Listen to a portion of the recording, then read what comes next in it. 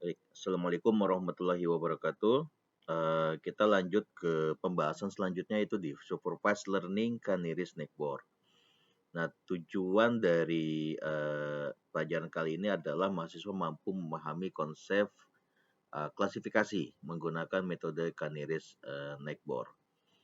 Nah, Canary Snackboard sendiri ini merupakan salah satu metode yang supervise atau pembelajaran tersupervisi yang dapat mengklasifikasikan data berdasarkan tingkat kedekatan data dengan sekumpulan data yang sudah ada. Nah, data uji atau data yang baru ini nanti diklasifikasikan berdasarkan mayoritas kedekatan jarak dari kategori yang ada dalam KNN atau kita sebutnya dengan majority voting. Nah, ini dia. Atau voting terbanyak di antara klasifikasi dari K objek. Jadi nanti kita melakukan klasifikasinya adalah dari kedekatan jarak berdasarkan dari majority voting atau voting terbanyak tadi. Nah, algoritmanya untuk Canary Snackboard ini pertama kali kita akan menentukan nilai K atau K ini adalah menghitung jarak antara data baru terhadap semua training datanya. Nah, gimana caranya kita untuk mengidentifikasikan Canary Snackboard tersebut, lalu menentukan label atau kelas data baru berdasarkan dari kelas KNN tersebut gitu ya. Dan tadi menggunakan majority voting gitu ya. Jadi K ini adalah nilai kedekatan jarak yang kita buat. Nah, ini sebagai sebagai contoh untuk yang A gitu ya. Bagaimana kita akan mencoba untuk mencari data baru nih, nilainya X misalkan. Nah, di X ini untuk bisa menentukan minus atau plus, kita lihat kedekatan jaraknya atau K-nya. Nah, ternyata kalau kedekatan jaraknya kecil, kita akan lihat bahwa X ini adalah negatif. Tapi bagaimana kalau jaraknya kita buat lebih besar atau ya lebih besar atau 2 gitu ya. Ini kan 1, ini 2. Maka kalau kita perbesar, dia akan kelihatan bahwa X ini adalah antara minus atau plus. Nah, kalau lebih besar lagi K-nya 3, ya bisa jadi ntar ada 2 plus, 1 minus, bisa dikatakan bahwa dia adalah plus, dan selanjutnya. Nah, ini adalah contohnya. Lalu nilai K ini kita bahas lagi ya, bahwa nilai K ini pada KNN menggambarkan seberapa banyak tetangga terdekat yang dilibatkan dalam penentuan kelas. Nah, nilai K ini sangat penting karena dapat mempengaruhi hasil klasifikasi. Contoh, kita anggap yang terdekat ini adalah 3. Artinya di sini kita mencoba mencari yang merah ya. Kita akan dapatkan K-nya 3 itu adalah ada 3 tetangga yang kita ambil. Kalau kita K-nya sama dengan 3, ternyata kalau kita lihat di sini ungu lebih banyak secara majority voting ya. Ini lebih banyak, maka merah ini bisa jadi berupa ungu kalau K-nya sama dengan 3. Tapi kalau K-nya sama dengan 6, kita akan lihat nih, kuningnya itu akan menjadi ada 4, ungunya ada 2. Maka kalau K-nya 6, maka X-nya ini adalah atau merah ini adalah menjadi kuning. Nah, ini nanti nilai K atau seberapa banyak tetangga terdekat yang kita libatkan itu akan mempengaruhi hasil dari klasifikasinya. Nah, metode perhitungan jarak, jarak sendiri adalah merupakan pendekatan yang umum dipakai dalam KNN ini untuk menggambarkan kedekatan data, atribut atau fitur. Nah, kalau kita analogikannya adalah semakin kecil nilai jaraknya, maka semakin dekat kesamaan kedua data atau atribut atau fitur tersebut. Jadi metode perhitungan jarak itu cukup banyak gitu ya. Ada pakai Euclidean, ada Cityblock, ada Chebyshev, Minkowski, dan segala macam. Nah, ini kita fokus kita yang paling sering ya kalau melihat dari penggunaan di AI atau machine learning ataupun perhitungan yang lain gitu ya. Perhitungan jarak yang sering digunakan itu adalah yang Euclidean. Tapi tidak tertutup kemungkinan untuk metode perhitungan jarak yang lain itu akan dipelajari. Nah, ini contoh ada beberapa metode perhitungan jarak Yang pertama yang ini adalah Euclidean, yang dilihat itu adalah nilai kemiringannya gitu ya, dari Y ke X. Nah ini pakai rumus Pitagoras gitu ya, yang dilihat kemiringannya, maka rumusnya adalah akar dari X kuadrat plus Y kuadrat.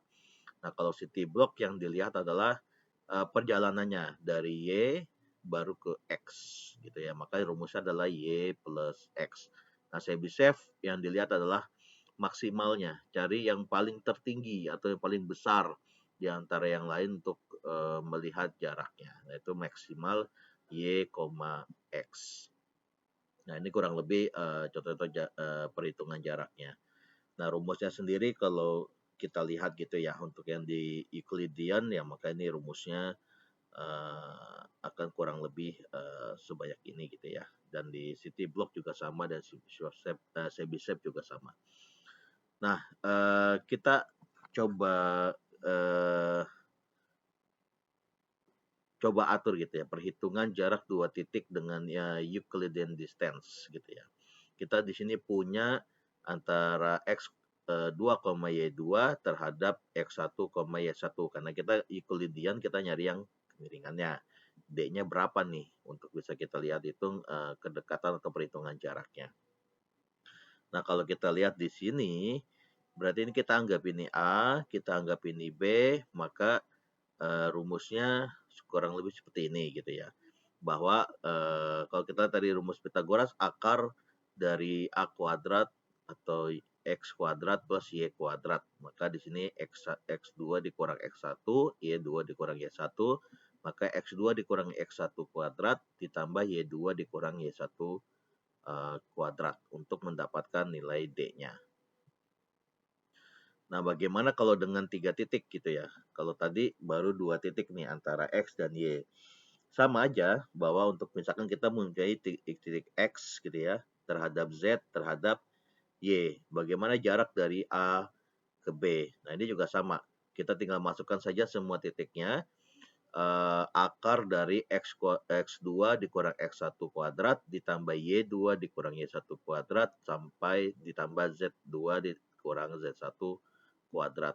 Nah, kalau ada 4 titik sampai N titik, maka tinggal ditambahkan N2 dikurang N1 kuadrat dan selanjutnya.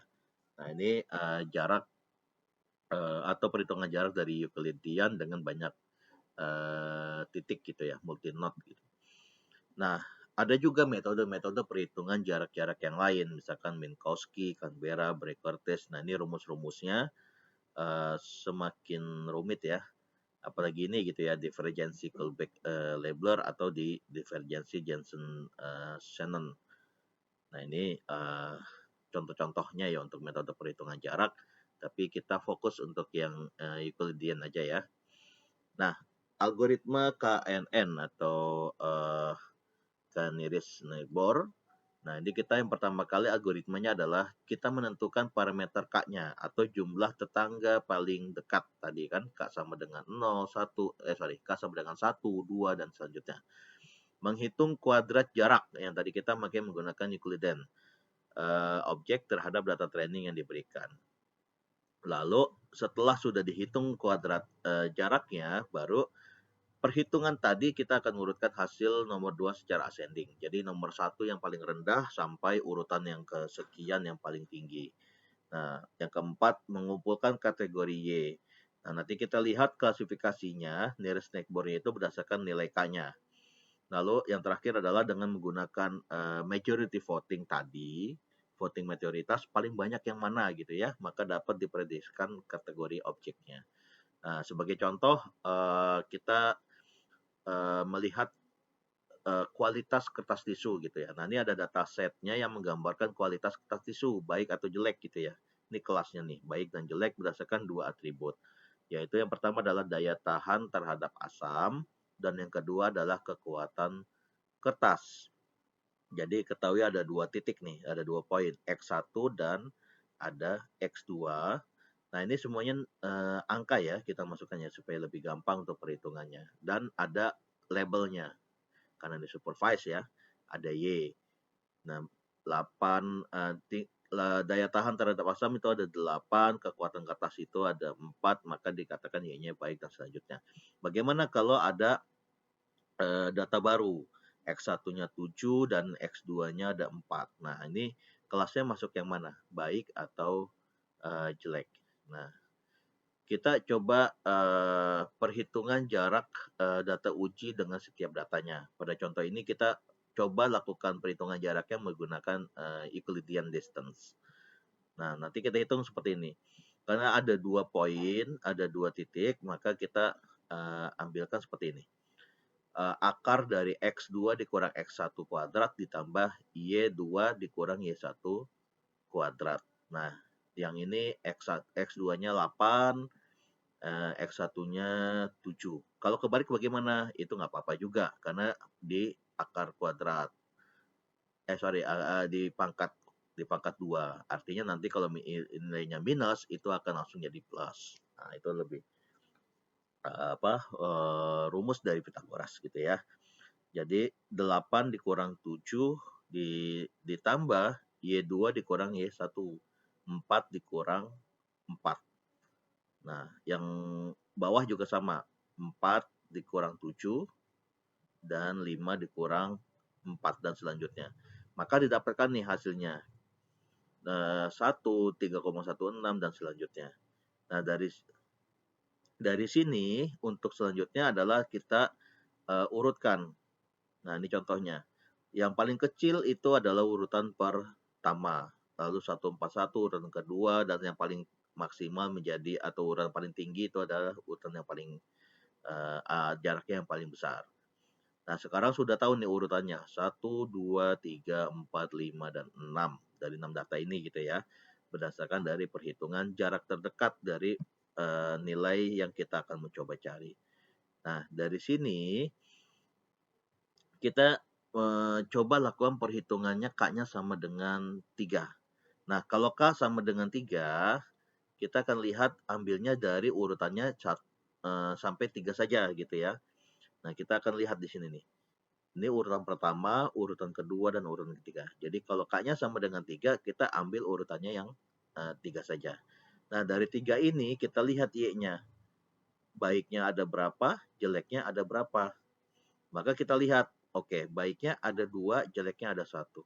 Maka bisa disimpulkan kalau lihat dari majority voting, kita akan lihat, oke, kalau kelas ini berarti untuk K-nya sama dengan 3, maka si data ini dia termasuk yang baik.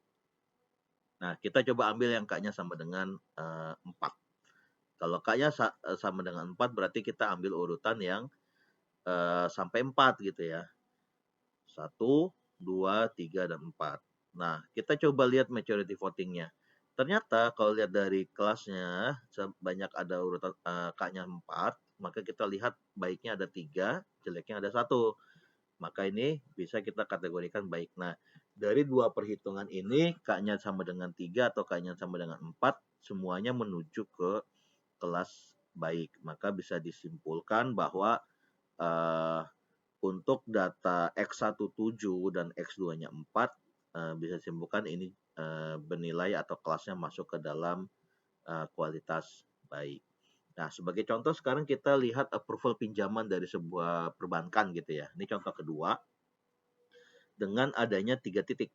Nah, X1, X2, dan X3. Nah, ini contohnya seperti ini. Sebuah lembaga perbankan ingin mengembangkan sistem prediksi penerimaan ajuan pinjaman.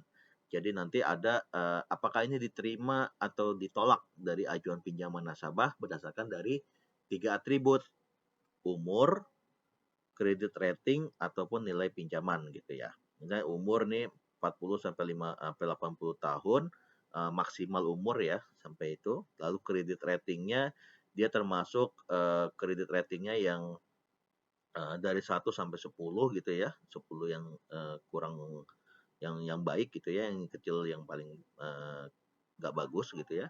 Maka nilai pinjaman dari juta, misalkan 60 juta, 40 juta, dan segala macam. Nah, dari sini kita coba mencari angka yang ini gitu ya. Umurnya di 50, maksimal 50 tahun, kredit ratingnya 3 nih, dengan nilai pinjaman di 40 juta. Apakah ajuan pinjaman nasabahnya diterima atau ditolak gitu ya. Nah, kita lihat sama kayak tadi hitungannya, perhitungan jarak data uji dahulu untuk setiap data. Nah, karena ada 3 atribut, maka kita masukkan semuanya. X2 dikurang X1 kuadrat ditambah Y2 dikurang Y1 kuadrat ditambah X3 2 dikurang 31 kuadrat. Tadi 40, atau dibalik ya, kita ambil 50 dikurang 40, 3 dikurang 5, 40 dikurang 60, dibalik-balik nggak masalah, karena tetap dikuadratkan hasilnya akan positif. Nah, sekarang sudah tahu nih perhitungan jaraknya dari setiap row ya. Ini ada 6 ya, kebetulan 22,45, 5, dan selanjutnya. Nah, yang kedua, kita coba urutkan berdasarkan dari hasil perhitungan jarak. Yang paling kecil urutan pertama dan selanjutnya. Jadi ascending ya. Jadi sini yang pertama adalah 5, kedua adalah 10, ketiga adalah 22, keempat 22, dan selanjutnya. Sampai urutan yang ke-6. Nah, sekarang sudah diurutkan, kita menentukan nilai dari K-nya. Contoh K-nya ini sama dengan 3. Data ujinya diterima atau ditolak. Jadi kita ambil dulu yang urutannya 1 sampai 3. Baru dilihat majority voting-nya. Mana yang kelasnya. Nah, kita lihat di sini adalah yang diterima 1, yang ditolak ada 2. Kalau seperti ini, maka untuk K-nya sama dengan 3, data yang baru ini dianggap ditolak. Nah, bagaimana kalau dengan 4? K-nya 4. Kita ambil yang urutannya 1 sampai 4. Nah, dari sini kita bisa lihat kelasnya. Maka kalau kita lihat di sini, majority voting-nya tidak ada nih, karena seimbang gitu ya. Terimanya 2, tolaknya ada 2.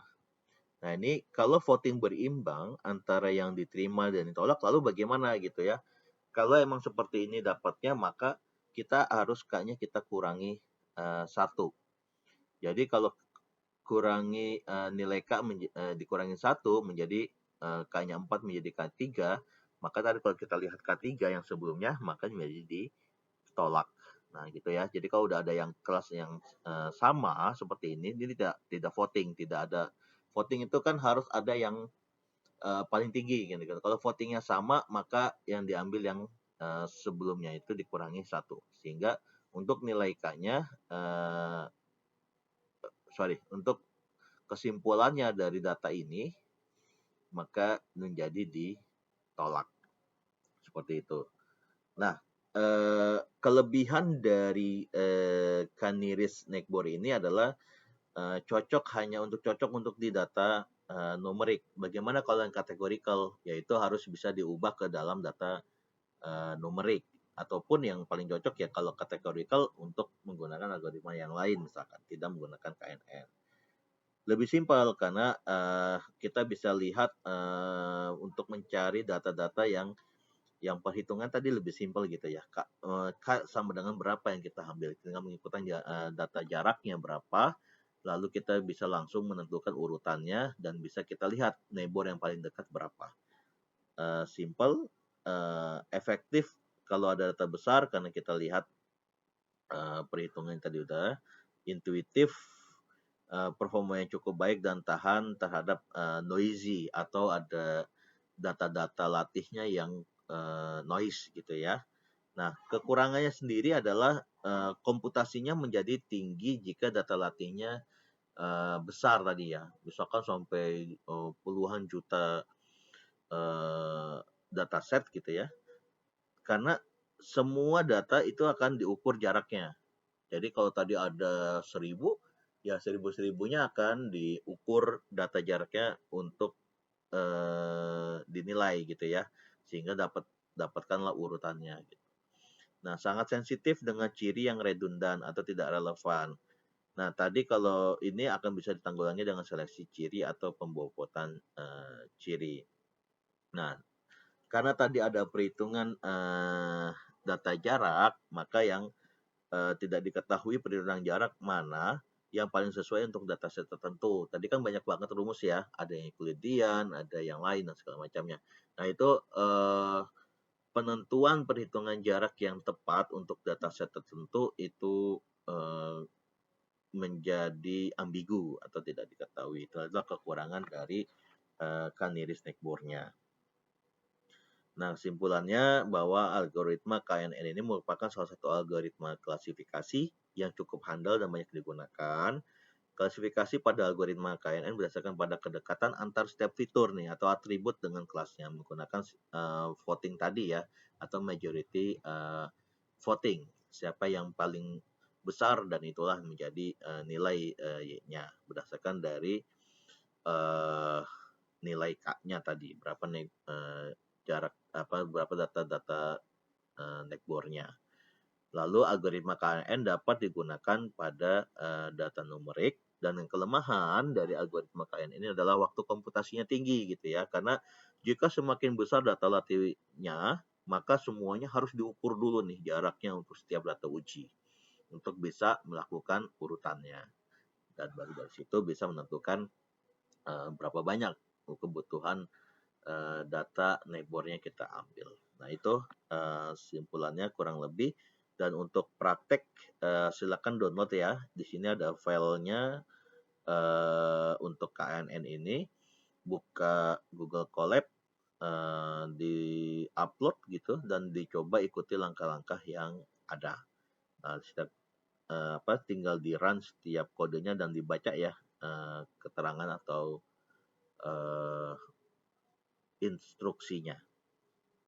Baik, itu saja mudah-mudahan dipahami. Untuk yang pertemuan sekarang tidak ada tugas, jadi nanti mudah-mudahan minggu depan kita bisa ketemu lagi. Terima kasih. Assalamualaikum warahmatullahi wabarakatuh.